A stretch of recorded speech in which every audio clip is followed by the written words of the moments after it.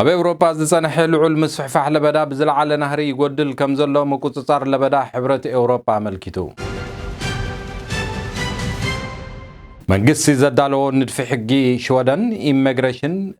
ደገፍ ሃገራዊ ባይቶ ከም ዘይረኸበን ስጋብ ሽዑኡ ተወንዚፉ ክጸንሕ ካብ መንግስቲ ዝረኸበ ሓበሬታ አመልኪቱ ኣሎ ካብ ስቶክሆልም ዝመደበሩ ማዕከን ዜና ሃርሞኒ ንሎሚ 16 ሚያዝያ 2021 ዝተዳለወ መሰናዶ ዜና ቀንዲ ርእስታት ብምቕዳም ጀሚርና ኣለና ጥዕና ሃበላይ ተኸታተልቲ መደብና ካብ ስቱዲዮ ምስንዳ ዜና ሃርሞኒ መሓር ብርሃም ናብ ዝርዝር ዜና ክመርሐኩም ሰናይ ምክትታል ዓለማዊ ውድብ ጥዕና ኣብ ኣጠቓቕማ እንስሳታት በረኻ ንምግብና ወዲ ሰብ ዝምልከት ሓደ ስርዓተ ሕጊ ኣብ ዓለም ክግበር ከም ዝደሊ ትማሊ ኣብ ዝዘርግሖ ጋዜጣዊ መግለጺ ኣገንዚቡ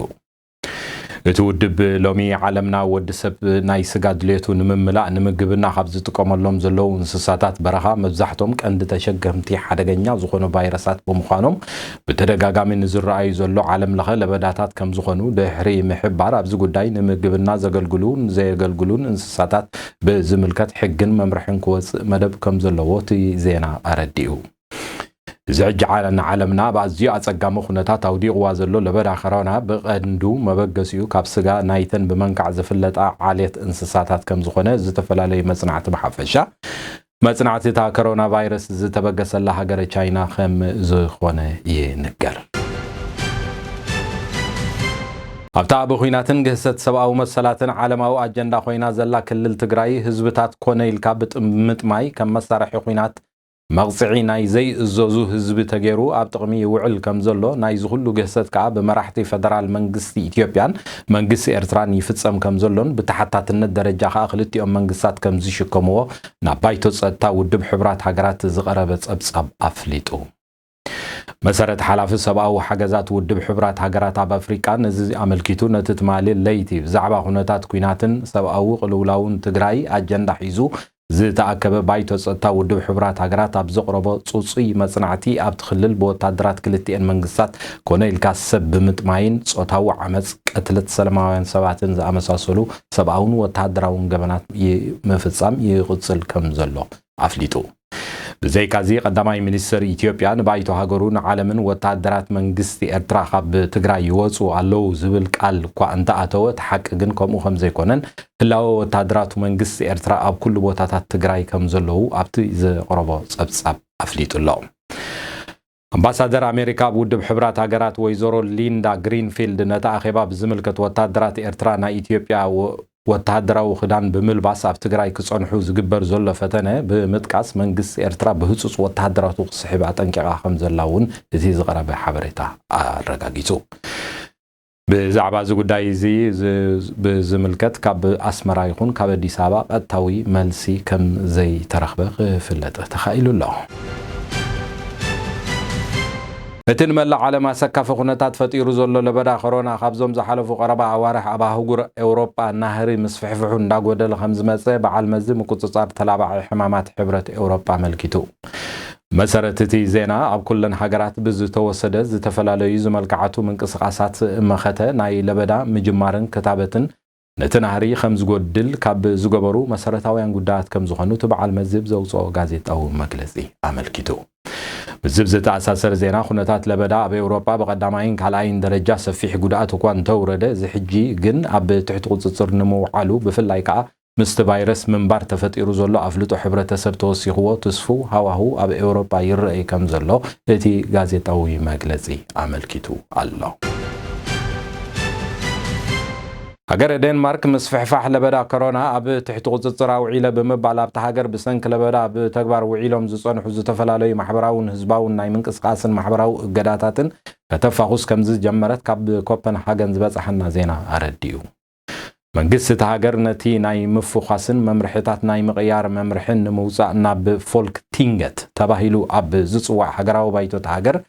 ብዘቕረቦ ሰነድ ነዊሕ ክትዕ ምስተኻየደሉ መንግስቲ ኣብ ኩሉ ህዝባዊ አገልግሎት ንዝተነብረ መምርሕታት ከፋኹስን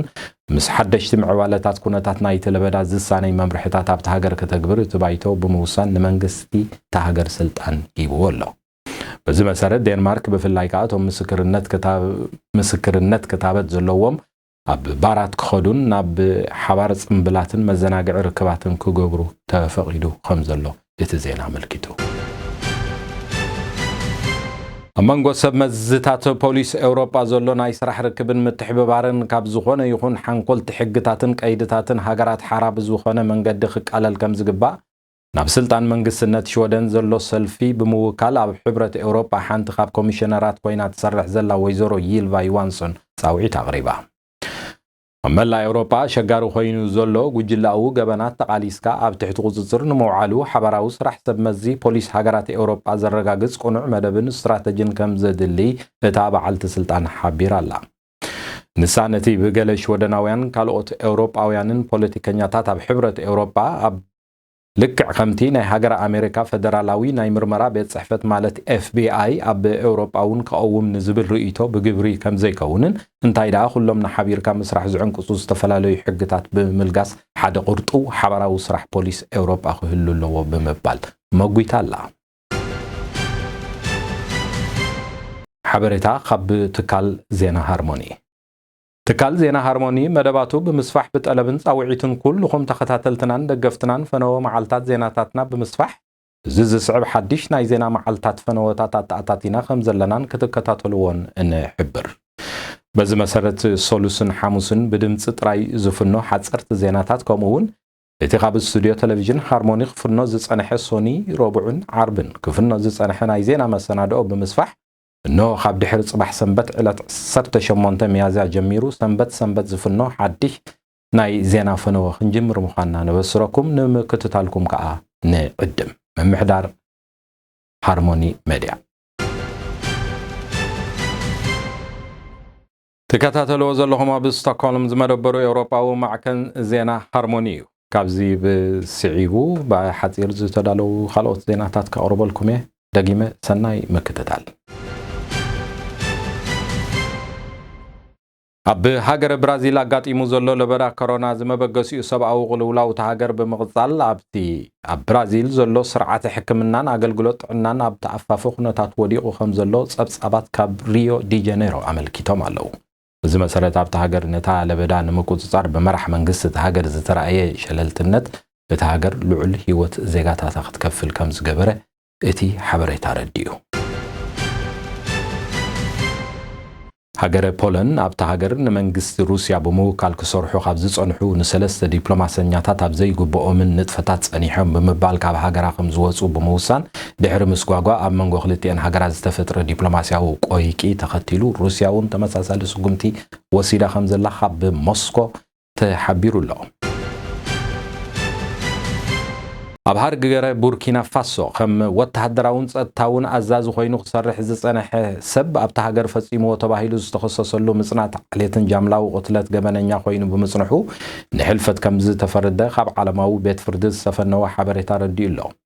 እቲ ክሱስ ነቲ ዝቐረበሉ ክስ ከም ዝፈጸመ እኳ እንተተኣመነ ተኣዚዘ ገይረየ እኳ ኢሉ ነቲ ቤት ፍርዲ ቃሉ እንተሃበ ቤት ፍርዲ ግን ካብ ተሓታትነት ነጻ ኣይኮን ከም ብምባል ንሕልፈት ከም ዝፈረዶ ካብ ሄግ ዝወፀ ሓበሬታ ኣመልኪቱ